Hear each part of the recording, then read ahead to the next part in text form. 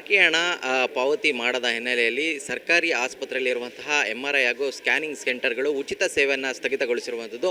ಹಣವನ್ನು ಪಾವತಿ ಮಾಡಿಸ್ಕೊಂಡು ಸ್ಕ್ಯಾನಿಂಗ್ ಸೇವೆಯನ್ನು ಮುಂದುವರಿಸಿರುವಂಥದ್ದು. ಇದು ಎಲ್ಲ ಒಂದು ಕಡೆ ಸರ್ಕಾರಿ ಆಸ್ಪತ್ರೆಯನ್ನು ನಂಬಿ ಉಚಿತವಾಗಿ ಸೌಲಭ್ಯಗಳು ದೊರೆಯುತ್ತೆ ಅಂತ ಹೇಳಿ ಬಂದಂತಹ ಬಡವರಿಗೆ ಸಾಕಷ್ಟು ಹೊಡೆತಗಳು ಬೀಳ್ತಾ ಇರುವಂಥದ್ದು. ಅದೇ ರೀತಿಯಲ್ಲಿ ತುಮಕೂರಿನ ಜಿಲ್ಲಾಸ್ಪತ್ರೆಯಲ್ಲೂ ಕೂಡ ಇದೇ ಸಮಸ್ಯೆ ತಲೆದೋರಿರುವಂಥದ್ದು. ಈಗಾಗಲೇ ಕಳೆದ 2 ದಿನಗಳಿಂದ ಏನು ಸರ್ಕಾರಿ ಆಸ್ಪತ್ರೆಯಲ್ಲಿ ಚಿಕಿತ್ಸೆ ಪಡಿತಾ ಇದ್ದಂತಹ ಬಡ ರೋಗಿಗಳು ಒಂದು ಚಿಕಿತ್ಸಾ ಸಂದರ್ಭದಲ್ಲಿ ಹೇಳಿದಂಥ ಒಂದು ಸ್ಕ್ಯಾನಿಂಗ್ ಏನಿರುತ್ತೆ ಅದಕ್ಕಾಗಿ ಜಿಲ್ಲಾಸ್ಪತ್ರೆ ಒಳಗಡೆ ಇರುವಂಥ ಒಂದು ಸ್ಕ್ಯಾನಿಂಗ್ ಸೆಂಟರ್ಗೆ ಬರ್ತಾರೆ. ಆದರೆ ಇಲ್ಲಿ ಬಂದಂಥ ಸಂದರ್ಭದಲ್ಲಿ ಅವರು ಅದಕ್ಕೆ ಹಣವನ್ನು ಪಾವತಿ ಮಾಡಬೇಕು ಅನ್ನುವಂಥ ನಿಟ್ಟಲ್ಲಿ ಸೂಚನೆ ಮಾಡಿದಾಗ ಅವ್ರಿಗೂ ಕೂಡ ಶಾಕ್ ಆಗಿರುವಂಥದ್ದು. ಸಹಜವಾಗಿ ಸ್ಕ್ಯಾನಿಂಗ್ ಉಚಿತವಾಗಿರುತ್ತೆ, MRI ಕೂಡ ಉಚಿತವಾಗಿರುತ್ತೆ ಅನ್ನುವಂಥದ್ದು. ಆದರೆ ಈಗ ಆಗಿರುವಂತಹ ಬೆಳವಣಿಗೆಗಳಿಂದಾಗಿ ಏನು ಅಂದರೆ ಸರ್ಕಾರದ ಒಳಗಡೆ ಏನೊಂದು ಸ್ಕ್ಯಾನಿಂಗ್ ಸೆಂಟರ್ ಸರ್ಕಾರಿ ಆಸ್ಪತ್ರೆಗಳಲ್ಲಿ ಮಾಡ್ತಾ ಇದ್ದಂಥ ಸ್ಕ್ಯಾನಿಂಗ್ ಹಾಗೂ MRIನ ಕೆಲಸ ಏನಿತ್ತು ಅದಕ್ಕೆ ಏನೊಂದು ಬಾಕಿ ಬಿಲ್ಲನ್ನು NMR ಅವರು ಇನ್ನೂ NMH ಅವರು ಇನ್ನೂ ಕೂಡ ಕೊಟ್ಟಿಲ್ಲ. ಹೀಗಾಗಿ ಆ ಬಾಕಿ ಹಣ ಕೊಡುವವರೆಗೂ ಕೂಡ ನಾವು ಉಚಿತ ಸೇವೆಯನ್ನು ಸ್ಥಗಿತಗೊಳಿಸ್ತೀವಿ ಅನ್ನುವಂಥದ್ದು ಈಗಾಗಲೇ ಸ್ಕ್ಯಾನಿಂಗ್ ಹಾಗೂ MRI ಗುತ್ತಿಗೆ ಪಡೆದಂತಹ ಮ್ಯಾನೇಜರ್ಗಳು ಕೂಡ ಸಂಸ್ಥೆಯ ಮ್ಯಾನೇಜರ್ ಕೂಡ ಹೇಳಿರುವಂಥದ್ದು. ಜೊತೆಗೆ ನೀವು ನೋಡ್ಬೋದು ಸಾಕಷ್ಟು ಜನ ಈಗಾಗಲೇ ಏನು ಉಚಿತ ಸೇವೆ ಇದೆ ಅಂತೇಳಿ ಬಂದವರು ಕೂಡ ಈಗ ಹಣವನ್ನು ಪಾವತಿ ಮಾಡಬೇಕು ಅನ್ನುವಂಥ ನಿಟ್ಟಲ್ಲಿ ಆತಂಕಕ್ಕೆ ಒಳಗಾಗಿದ್ದಾರೆ. ಮುಂದೆ ಏನು ಮಾಡಬೇಕು ಅನ್ನುವಂಥದ್ದು ಸಾಕಷ್ಟು ಸಮಸ್ಯೆ ಆಗ್ತಾ ಇರುವಂಥದ್ದು. ನನ್ನ ಜೊತೆಗೆ ಇರೋರನ್ನ ಅವರೇ ನಾನು ಮಾತಾಡಿಸೋಗ್ತೇನೆ. ಸರ್, ನಿಮಗೆ ಏನಂತ ಹೇಳಿದರೆ ಏನಂತ? ಸರ್, MRI ಸ್ಕ್ಯಾನ್ ಮಾಡಿಸ್ಕೊಂಡು ಡಾಕ್ಟರ್ನ ಕೇಳಕ್ಕೆ ಫ್ರೀಯಾಗಿ ಮಾಡ್ತಿಲ್ಲಪ್ಪ, ಈ ಮಿನಿಸ್ಟ್ರ್ ಕಡೆ ಹೋಗಿ ವಿಚಾರಿಸ್ರಿ, ನಮಗೆ ಅಮೌಂಟ್ ಬಂದಿಲ್ಲ, ಗೌರ್ಮೆಂಟ್ ಕಡೆಯಿಂದ ಅಮೌಂಟ್ ಕಟ್ಟಿಲ್ಲ ಅಂತ ಹೇಳಿದರು.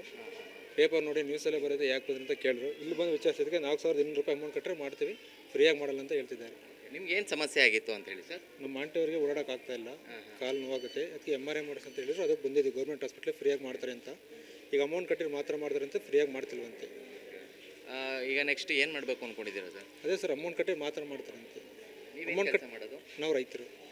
ಈಗ ಈ ರೀತಿ ಪರಿಸ್ಥಿತಿ ಇದೆ, ಸರ್ಕಾರದ ಆಸ್ಪತ್ರೆ ಎಲ್ಲ ಉಚಿತವಾಗಿರುತ್ತೆ ಅಂತೇಳಿ ನಂಬ್ಕೊಂಡು ಬಂದಿರ್ತೀರಾ, ಬಡವರಿಗಾಗಿರೋದು ಆಸ್ಪತ್ರೆ ಅಂತೇಳಿ. ಆದರೆ ಇಲ್ಲೇನೇ ನಿಮ್ಗೆ ಇವಾಗ ಹಣ ಕೊಡಿ ಅಂದಾಗ ನೀವೇನು ನೆಕ್ಸ್ಟ್ ಏನು ಮಾಡಬೇಕು? ಸರ್, ಅದೇ ಹೆಲ್ತ್ ಪ್ರಾಬ್ಲಮ್ ನಾವು ಹಣ ಕೊಟ್ಟು ಮಾಡಿಸ್ಬೇಕು. ಗೌರ್ಮೆಂಟ್ ಅಂತ ಬಂದಿದ್ದೀವಿ, ಅದು ಅವ್ರು ಕೇಳಿದ್ರೆ ಡಾಕ್ಟ್ರು ಮಿನಿಸ್ಟ್ರ್ ಕೇಳಬೇಕು ಅಂತ ಹೇಳ್ತಿದ್ದಾರೆ. ನಮ್ಮ ತುಮಕೂರು ಡಿಸ್ಟ್ರಿಕ್ಟಲ್ಲೇ ಮಿನಿಸ್ಟ್ರುಗಳಿದ್ದಾರೆ, ಗೃಹ ಸಚಿವರಿದ್ದಾರೆ.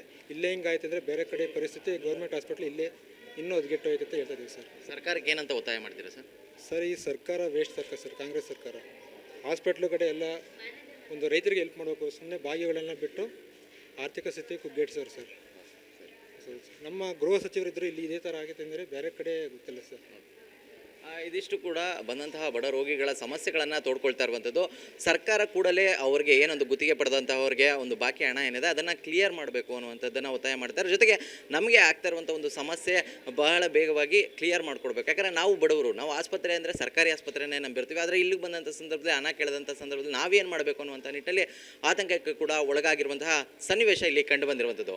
ಕ್ಯಾಮ್ರಾ ಪರ್ಸನ್ ಸೋಮಶೇಖರ್ ಜೊತೆ ಜಗದೀಶ್, TV9 ತುಮಕೂರು.